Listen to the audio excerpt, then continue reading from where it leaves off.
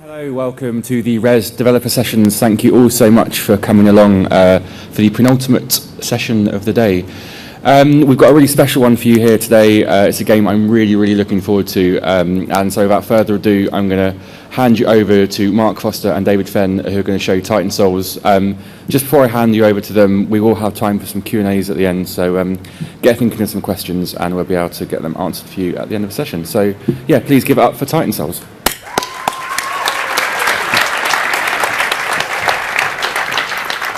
Cool, thanks everyone. So I am David. I am the composer and sound designer for AcidNerve. And I'm Mark Foster. I'm the lead designer and programmer for Titan Souls.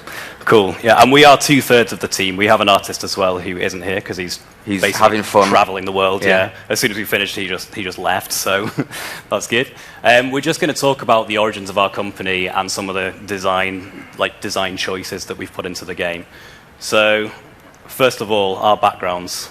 Yeah, so we've kind of just made jam games before. We haven't really. This is our first commercial kind of game. Yeah. And like me and Dave worked together on a game called Leave Me Alone, which was a Ludendare game we made for Ludendare 26, and the theme was minimalism. And we didn't know what to do. We spent the first, I think, 4 hours of the jam just hungover, just lying on a desk, thinking, I don't know what to do. So we just like, oh, screw it, we'll just make a game about a platformer where we have a leaf and you can fly on the wind. Yeah. And that ended up actually winning the jam category. And that was super fun to make, and I think like Ludendare itself is actually probably one of the most important things about our background so far, I would say, because that's what's led to everything that we've worked on before. So Ludendare, for anyone who doesn't know, is a game jam. It's probably my favorite one. Like, do you want to talk about what's good about game jams in general and Ludendare?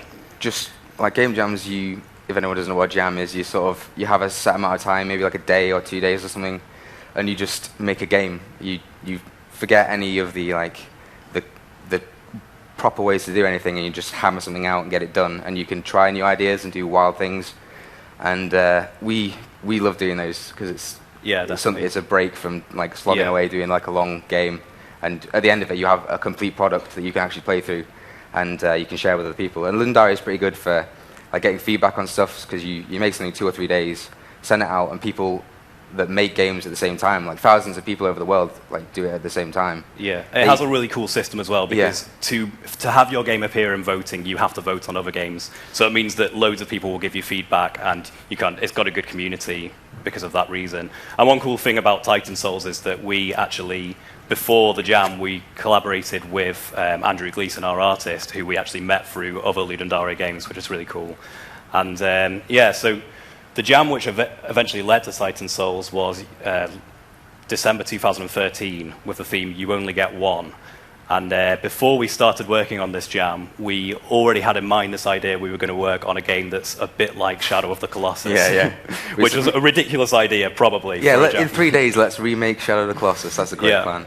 Yeah, so going in, that was really our only idea. We had a list of all the themes that looked like they might have won, and we thought of an idea with all of them. Yeah, there's 20 themes in this list of things that could possibly happen, and we went through and tried to write down an idea for all of them. We got like maybe 15, and You Only Get One was one of the ones we didn't have an idea for. So we ended up going, okay, I guess we have top-down view, boss fights. Yeah. One arrow? And we just went with that. Exactly. And it turned into the game. But I think the cool thing is that theme had a massive impact on the game in general. Like, that basically determines the gameplay and created something that wasn't just a 8-bit clone of Shadow of the Colossus. Yeah, I think it would have been... Like, it's phenomenally lucky that was the theme, because the game would have been... The game wouldn't exist. I don't even know what it would have been. It would have been Hyper Light Drifter, probably. Probably, yeah. But with bosses. So yeah, themes are cool, and this is what we ended up with, the Titan Souls prototype. It basically became. For anyone who doesn't know, then it was a kind of short, open overworld where there were 4 boss fights, and you just walked off in any direction to fight any of them. You had this one arrow and the ability to summon it back towards you after you fired it, and you also only had 1 HP, and the bosses themselves also only have 1 HP. That just kind of happened naturally as well. We had the one arrow thing, which was the theme, and then when we made it, I couldn't be bothered putting health in.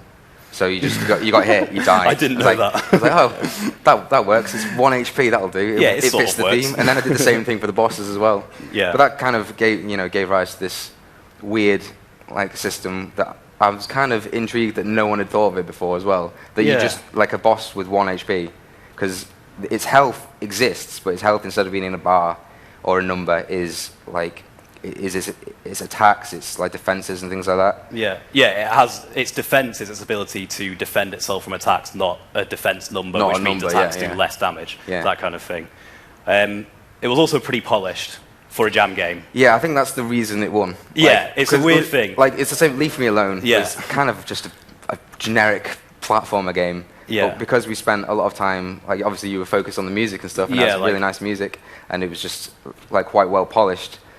I think people enjoy those experiences more. It's something we're kind of conflicted over, I think, because really a jam should be about experimentation and trying something totally new. But we've kind of had luck with jams because we've made these really polished games, obviously for the 3 days. But I think it's probably good advice to strike a balance there for people doing jams if they want to. If you're doing 3 days, spend 2 days making this game, and then 1 day just polishing it as much as possible. Just find a point, cut it off, and then you're done. Pretty much. Like with the Titan Souls game, we had 4 directions, so we'll make 4 Titans, and we pretty much made the bosses in the game on the last day. Yeah, because we spent so long polishing the general Here's gameplay. the thing not to do. Don't start out by trying to write collision code on the first day. That's never a good idea, because you can have an engine ready to go anyway. I didn't really plan that very well, but we made all the bosses on the last day, and we had about an hour left to go, and we had 3 bosses, so we didn't have a 4th or an end. So for anyone who's played the jam game, that's why it has that ending. that ending. I was dead against that. Yeah. But I got vetoed. Yeah, we also didn't really have a name until the end, which is why... Oh, yeah. If anyone thinks we're the developers of Dark Souls, that's not true. You can leave now. We just had to think of a name very fast. Yeah. That's our excuse. I had 20 minutes before submission, and I think I'd been watching a lot of Attack on Titan at the time. I was like, they're big creatures. Yeah, that's nothing to do with Titanfall. Yeah, no. I'd never heard of Titanfall at the time, but it just so happens it came out same time as Dark Souls 2 as well. But despite all that, then the jam game got quite a lot of attention for a jam game. Like a few websites wrote about it, and like we also had a bit of publisher attention as well. Yeah, we had a few emails off some very small publishers, and we kind of just discussed amongst ourselves, like, oh no, publisher, nah, don't really want to go down that road. We'll just leave the game as it is. And then this happened. And we were saying as well, like, only if it was Devolver. If it was Devolver, maybe we would that would be pretty cool. And then when that happened, we were just like, okay, okay, let's do it. Yeah, we're on Skype and we just kind of lost our shit a bit. Yeah, so that was basically like quite shortly after the jam game. That was in December 2013, and we've been working on the full game of Titan Souls since then. One cool thing about that has been that we have been the exact same team. Obviously, our jam team did everything for the jam game, and then we've all moved on to do that, but full-time for the full game. There's also quite a lot of technical changes, which you might want to talk about. So the original game was written in Flash, and we used Flashpunk as an engine, and I really liked it. I really like it a lot. I've always used that for jams and stuff. It's been really fun to work with. So, but it's like Flash games aren't exactly super like fluid. It was running at 30 frames a second, and like all these 4-directional wouldn't work with the controller or anything. So I decided, for some reason, to port Flashpunk to C++ and OpenGL. So I did that. That took me a few weeks over Christmas period, and then we signed with Devolver and started working on the game properly, and just went from there, really. Yeah. Aside from that, it's generally just an expanded version of the full game with some cooler stuff. Yeah. It's still the same core mechanics. Yeah, the core, like the arrow and the health system and stuff. Those are the gems that we found in that jam. Those are the really interesting parts of it. Yeah. And after that, we just kind of made it like bigger and more fluid and polished, basically. And from those things which we felt like were the core strengths of the jam game, we've basically just built upon them. And I think as we developed the game, we realized what we liked about the design of the game, and what we think isn't necessarily like the best way to do anything, but it's kind of what makes Titan Souls unique. So that's basically what we're going to talk about as well. So all of these things came from this you only get one theme, and they all fed into what has become now the full game. So the main mechanic is this 1 HP, 1 arrow thing, which obviously creates very tense boss battles. You know, like moments where in a boss battle in a game, your health is low, you know you're nearly at the end, and you're just desperately trying to win. That's basically all of Titan We just stretched that out for yeah. 18 bosses. It's also kind of cool not having any bullet sponges, kind of, you know, just like spamming attacks, just like grinding down health or anything like that. Yeah. And obviously to make bosses difficult despite only taking one hit to kill, then it means that we've designed them with extremely aggressive and evasive behavior to actually dodge your attacks in different ways. Yeah, it had to be hard. Like, it had to be a difficult game because you can't just like have a sponge where you just keep chipping away at it. Yeah. Not that that is like an easy game. Like Dark Souls, Yeah. I played Bloodborne today for the first time, and that's a pretty good example of that. So this also leads to this theme of not being able to be careless. So because you only have one arrow, then if you're going to take a shot at a boss, then you have to put a lot of effort into You have to be confident that shot's yeah, going to kill yeah. it, basically. You have to plan ahead. The game is kind of about prediction and understanding how the fights work, because the way they're all structured, maybe not so much in the Jam game, but now the way they're all kind of structured is you are kind of controlling the boss as the player. Like, it's going to attack you in a certain way, which is predictable, and you have to learn how they move and what they do, and you can sort of move them into the right position that allows you to kill them. So you can't just like run in and just start trying to shoot it as fast as possible, because you'll most likely die. Yeah. And also, one thing that we've avoided is having phase-based battles, which is for a very particular reason. So, like, having bosses where you only have one hit, kind of, one easy way to do that might be to do the kind of bosses you get in, like, a Zelda or a Mario, where you have to survive this phase, and then there's the opening, and that's when you can hit it, and then you do that 3 times, and then it's dead. But we've gone for something different, where generally the weak spot is always hittable, but it's very difficult to do so. And also, you're going to put yourself in a greater position of risk when you try to do so. Yeah, well, it wouldn't be always hittable. Like, yeah. I mean, you don't have to wait a long time to be able to hit it in general. So I think we'll show a couple of examples of fights from the game.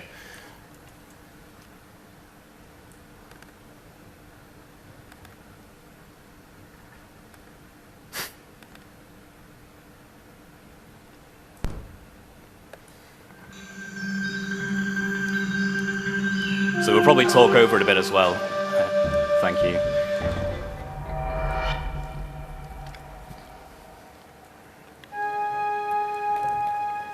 Okay, so this is the first area of the game, where you get these 4 boss fights, which kind of throw you in at the deep end, but also set your expectations for what to expect in the game. So here's one of the first 4. This is, after 5 shows of demoing this game, we've seen a lot of people play it. And 95% of people probably about 95% of people do this. So after that, they do that, but they only do it once. Yeah.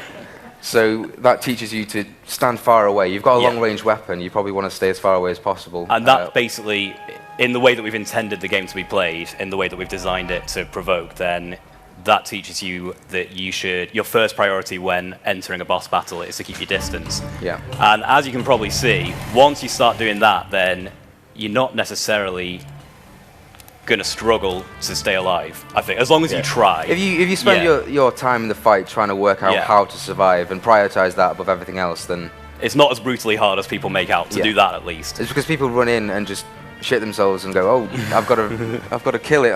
What do I do? Yeah. But if you focus on like surviving, it's easy. No, you just have to shoot once as well. It's an easy game, really. Exactly.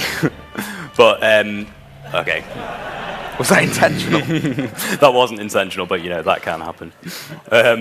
But the idea is that actually taking that shot, that's the hard bit. And when you aim your arrow and charge it up, then you actually have to stand in one spot, and the same applies to when you summon it back towards you. So if you end up getting preoccupied with getting the job done, which I think probably a lot of other games make you do, then you're probably going to die quite fast, because you'll just be trying to get the arrow back and you won't be paying attention to what the boss is doing. Yeah. Another important thing is that when you're firing or retrieving your arrow, you're standing still as well. So you have to know that you're going to be safe, and you have to be careful and watch what the boss is doing, so that when you see it coming at you, you can get out of the way in time. So was that intentional as well? Are you just? Yeah, I'm having a bad day. Okay. Yeah. Right. Should we show another? I think you just kill this one, maybe. Okay, I'll kill it. So this is a good one to show like how you're controlling a boss, because each boss is generally completely predictable. There's not really much RNG in the game. So like this moves on the pattern, like 1, 2, 3, laser, 1, 2, 3, laser. And it's all about your foresight, isn't it? So you can, once you learn the boss's behavior well, you can lead it and you can see which way it's going to land. For example, okay, I nearly got it. Quite, yeah. My foresight wasn't quite. But so enough. you'll know where it's going to be in the next move, and you can line up before it happens, then you can kill it. Yeah. So yeah, that's an example of how a fight should go if you play the game well. So I wonder if I can quit after this. And I love the ascension sequence. Yeah. That's going to make speedrunners annoyed. Cool. So probably most people haven't seen this other one we're going to show. But I think this one's cool because when we actually got this fight finished, we kind of said to each other, man, this fight really fits the Titan Souls design philosophy. And that's when we realized what our design philosophy was. Because we hadn't really consciously said it, but we really like the fact that you can kind of work out how to survive, and then the next step is position yourself, and then actually pulling off the kill is the hard bit. So this is the night boss. This went through so many iterations as well. Like, there's a certain way to kill it that people didn't really get, and we had to keep changing the way it worked, and also keep balancing the fight so it wasn't as ridiculous as it once was. Yep. So in terms of the weak spot nearly always being visible as opposed to being phase-based, in this fight all you have to do is hit that pink arrow that's floating around. That's not all you have to do. Okay, there is another step. Yeah, that's kind of a bit of an exception. You have to do that, and then you have to kill it as well. Yeah, exactly. But staying alive like I am right now, again, it's quite easy. But as soon as I try and hit this other arrow, then one of his normal arrows are probably going to hit me, because obviously you're going to end up standing still while you charge up. You should probably get hit by the normal arrow. That was actually. That was perfectly executed. Yeah. That was actually perfect, but I didn't want to kill it because I'd kill it too fast. I'm too good at the game, I guess. I'd love it if you've died there after saying that. Maybe you just die to a normal arrow after this, just to show the kind of deaths you can see in Titan Souls. Yeah, that's a good plan. This is my favourite death.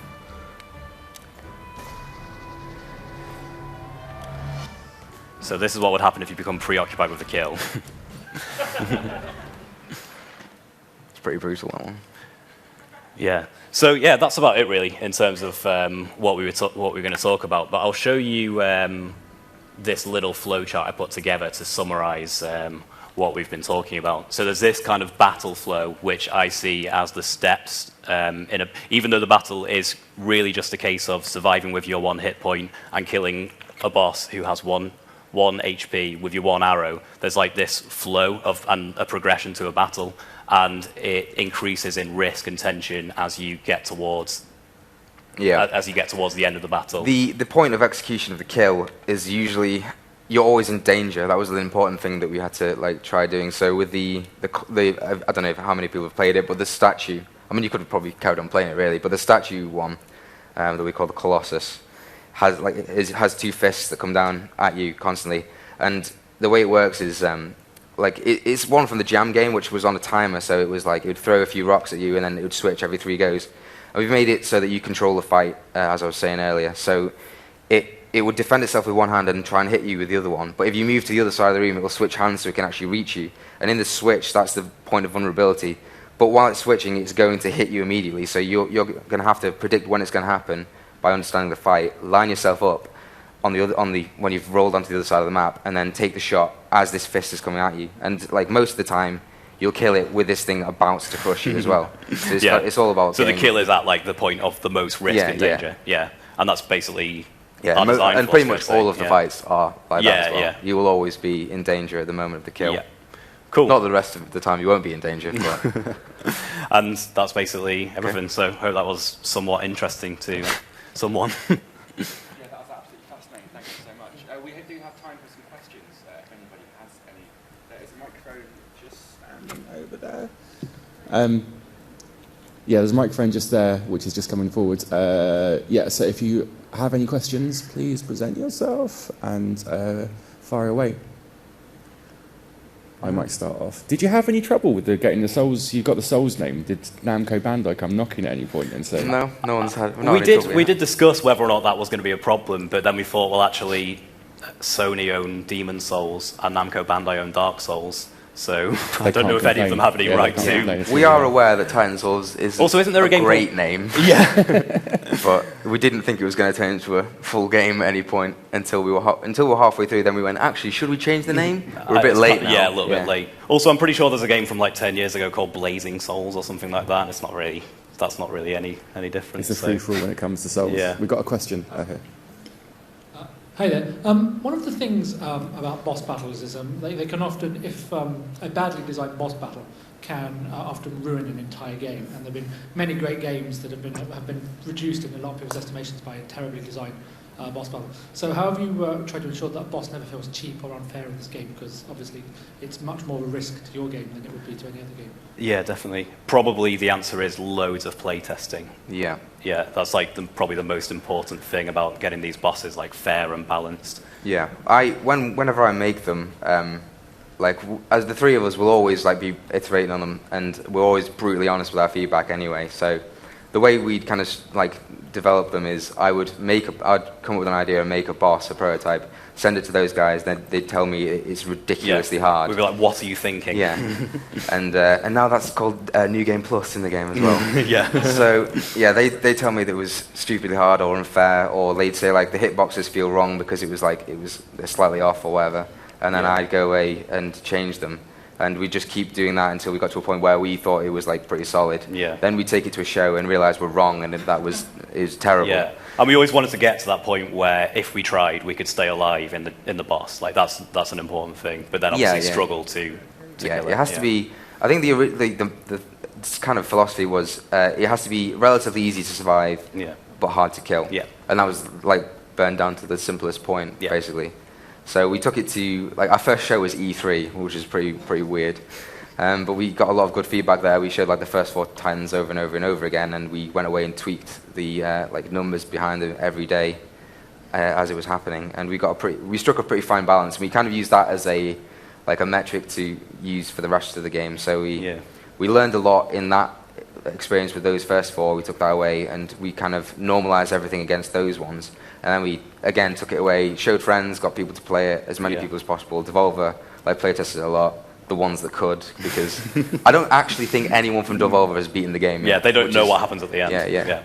So they could be releasing a game. They don't realize that Fort Parker is the last boss. But yeah, another thing is we have like a target number of deaths for every boss in terms of like a first playthrough. So we kind of measure that when we do playtesting. Yeah, that's the some bosses, 20 deaths, and we're like, yeah, that sounds about right. You can die 20 times.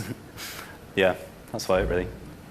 Slightly mundane question. It's PC, PS4, and Vita. Is that all on the same day as well? Is it coming out? All on the same day. April 14th. And Mac. Okay. That's a nice opportunity to plug the release date as well. So it's April 14th, yeah? Yep. April 14th. Cool. That's really soon.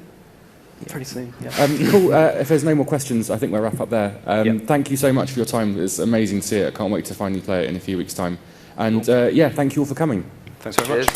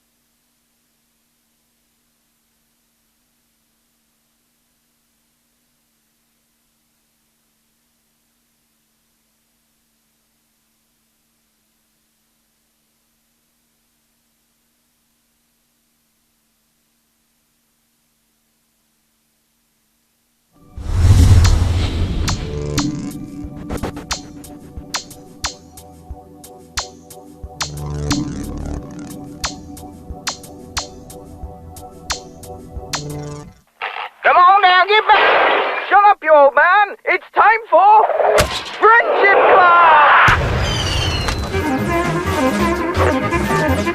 Hi, my name's Ash and I'm joined by Nick, Tom and Sophie. Hello. Hello. Me and Nick are Force of Habit and Tom and Sophie are Clockwork Cuckoo. The game we bring to EGX Rezzed is Friendship Club, which is a bullet hell party game. It's kind of like a hyperactive love child of like Fight Club and Psychonauts, where imaginary friends in a young boy's mind battle out to be his favourite friend. Friendship Club is about very fast-paced and frenetic local multiplayer gaming. It's very action-heavy. Rounds can last anywhere between sort of 1 and 5 seconds. Levels are procedurally generated and bullets bounce forever, so you have to kind of use different strategies and tactics to overcome your opponents. It's very much designed for getting your friends around and playing it as a group together. Free match! No queue! It's good fun to beat your friends in local multiplayer. You can shout at them and scream at them while they're standing right next to you. Maybe get into a little bit of fisticuffs. And there's team modes as well. Teams. So we're excited about getting more people playing the game, seeing what they like, what they don't like, getting feedback, because it's coming to early access, so that's still a process. Playing lots of other games, indie games, that'd be cool. And that. Yeah, and it's our first Rezzed. First ever. It'll be, Well, sort of. well, yeah, first one to show this game.